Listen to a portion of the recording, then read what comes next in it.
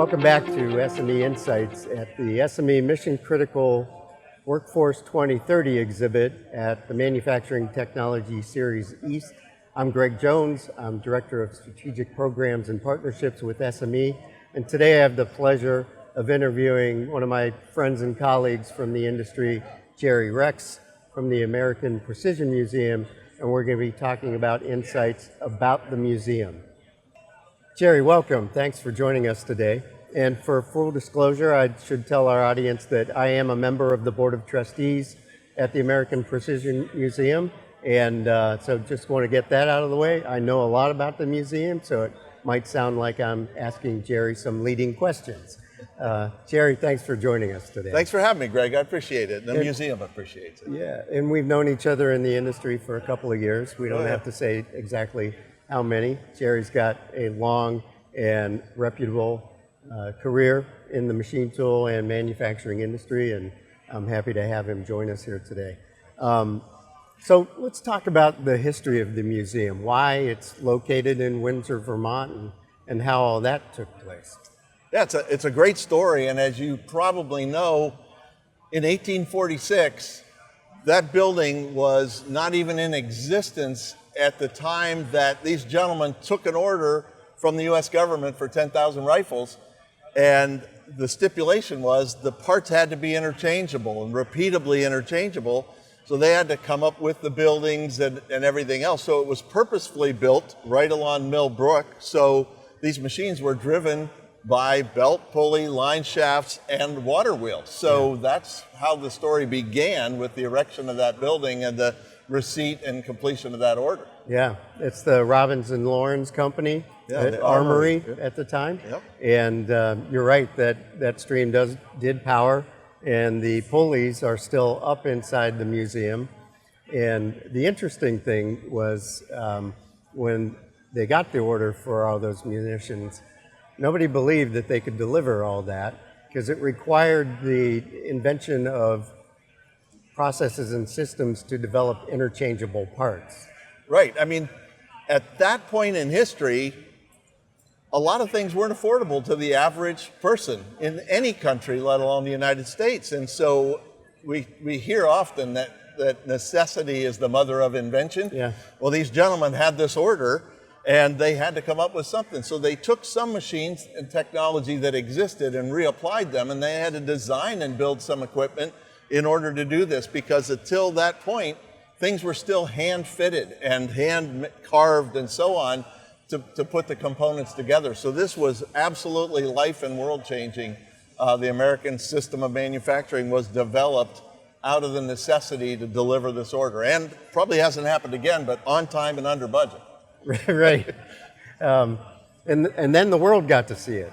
Right? Yes. In London at the Crystal Palace, the exhibition that occurred. Exactly. And they didn't trust that this was actually a technology and a process that could happen. That, you know, we did call it the American system for a reason.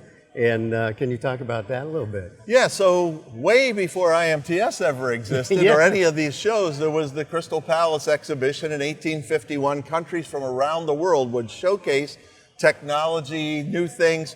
And so these gentlemen took components from 6 of these firearms, rifles if you will, and spread them out on the table and challenged anyone, take any of these components and you can put them together and assemble them. Much to their disbelief, they were able to do that. And out of that came orders for not only more firearms, but actually for machine tools. So this was the beginning of, and they weren't even called machine tools until that point. And these guys became exporters of machine tools as well. Yeah. Terrific. And following that, at what point did we decide that the museum was going to be a location at this plant? When did we start the museum?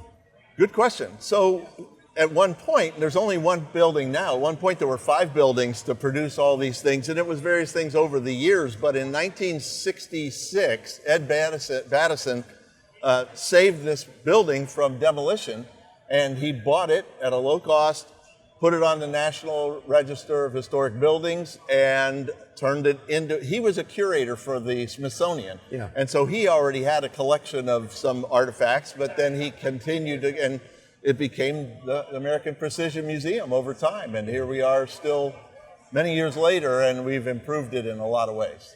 And in addition to honoring the machines and equipment and the pulley system and the mills that were outside going around in the water in the mill stream, producing power for the plant in the museum, we also honor some of the individuals who are part of this history. So there's a Hall of Fame that we used to partner with American Machinist magazine on, and there's some really dynamic names on that list. I was rereading the list this morning, and it's Eli Whitney. Everybody knows the cotton gin, and very important people in the industry like Kearney and Swayze and DeVlieg and LeBlond and and some of those machine tool companies still exist today. Some do not, but we still have now a manufacturing ledger that's part of that Hall of Fame remembrance, and people can sign their family members up to be part of the museum through that manufacturing ledger as well. Right, and it's a really unique opportunity to recognize people that have made a difference in the industry. One of those people is our chairman, Lee Morris. He's had a huge impact, not only as chairman, but really trying to help guide the mission. And a lot of other businesses stemmed and broke off from and grew out of what happened at the beginning in that armory. It's now the museum. Yeah, it's terrific. And we set up different sections of the manufacturing ledger too, so that it would include people from industry, really important people in the education industry who support the next generation coming into careers in manufacturing. So that was really important to us as well. And speaking of education, we do education at the museum as well. Everybody's familiar with STEM, and some people also call it STEAM. Include the A in there for art and design, science, technology, engineering, math.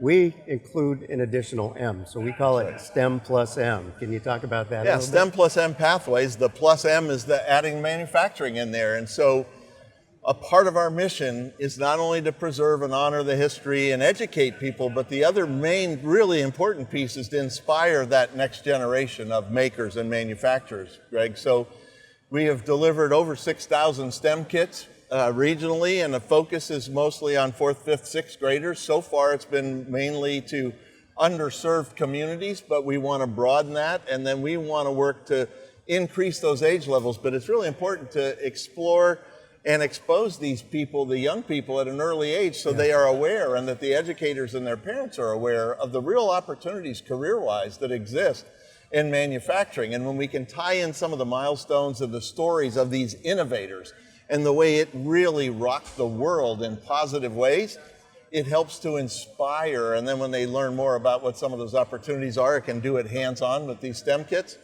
Powerful. Yeah, and normally we get some of those classrooms to actually come to the museum and tour once they've seen access and gotten their hands on the kits as well. So that's pretty cool. Exactly. Traffic.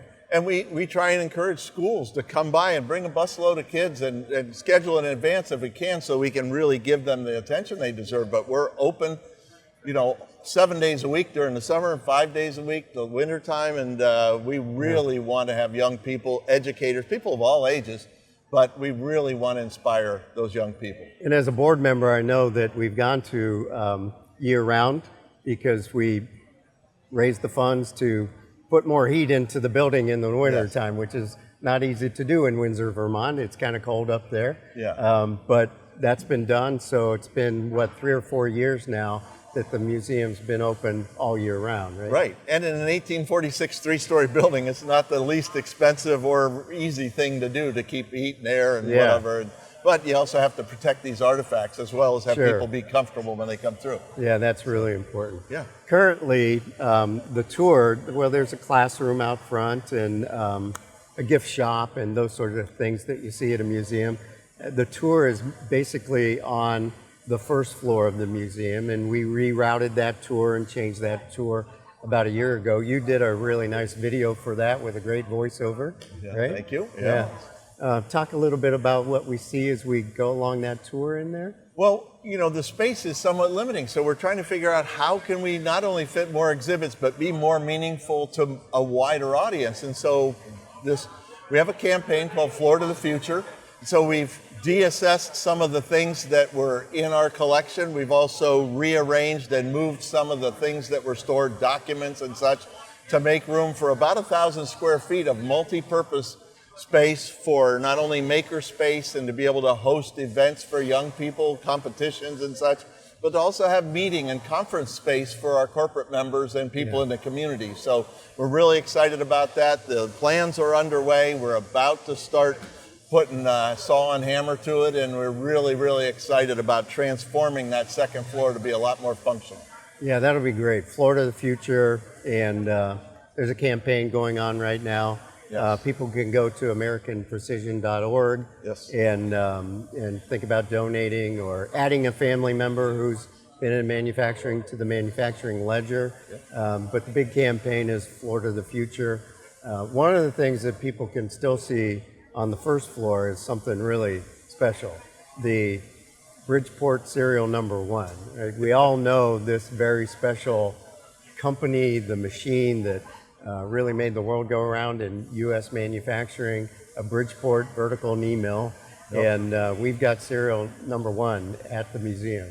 It's amazing. There are people that come there just to have their picture taken with serial number 1, but the unique thing, a few years ago, Rudy Bano, the founder, inventor, if you will, of that machine, his family donated his own unserialized machine that's sitting next to serial number 1. Yeah. And then we have a set of Joe blocks or gauge blocks for some that were donated by Henry Ford to Thomas Edison. Yeah. And we have that in the collection as well. So a lot of cool stuff to see. It is. It's so much history to be able to see in there. But we're trying to bridge to the modern day too by having 3D printers and robot, both collaborative and mechanical robot and machining centers. So Sure. Yeah, in the center of the first floor, we've got a Haas cell with a FANUC robot, and then in the Learning Center, there's a universal robot that students can use, and 3D printing, of course, because that's what this generation is more acclimated to in their STEM schools, that they're learning about manufacturing. So good to have that there. In your booth here at Manufacturing Technology Series East, there's something really special. Can you talk about that for a minute? Sure. That's not history, but it's where history leads to, right? Exactly. And one of the things that I think will help attract young people of all ages to our industry is people don't understand. My feeling is if it's not born, hatched, or grown, it's made or manufactured, right? Yeah. So our dear friends, also a corporate supporter of the museum and member, Okuma, loaned us this Dean Zelensky aluminum body machined electric guitar. And so we have an amp and everything, so people have been coming by to play it. ISCAR was involved with their cutting tools, and our friend Mastercam, they supplied the program and design of it, and then Fifth Axis provided the work holding. And there's only 3 of those guitars in existence, and our friends at Okuma were kind enough to loan us that. And it's been a huge draw, and we will actually have it at the museum through June 5th on display there, and then before we need to send it back. But it's really cool because it was 144 events this year? Well, we won't. They may, and I would like to have one, but it's a little costly. So, but it was a 144-pound billet of aluminum turned into about 8 pounds of functional guitar. Yeah, beautiful. Yeah, it is beautiful. I'm glad people have been playing it at your booth this week. That's really cool. And that was the first time I found out that you ever played guitar and picked it up and strummed it a little bit. So that's great. Bringing history to the present on what's really cool and interesting about manufacturing, and just allows more people to know that without our industry, nothing gets made. And we need more people coming into careers in our industry. And it's helpful to visit the museum to see what the original history of our industry was. Absolutely. And it's a way to just try to raise the awareness and exposure in a lot of ways. We can't blame educators and parents because they really aren't aware. So those of us in the industry, SME, AMT, we collaborate with people that are already doing great things with education and the industry.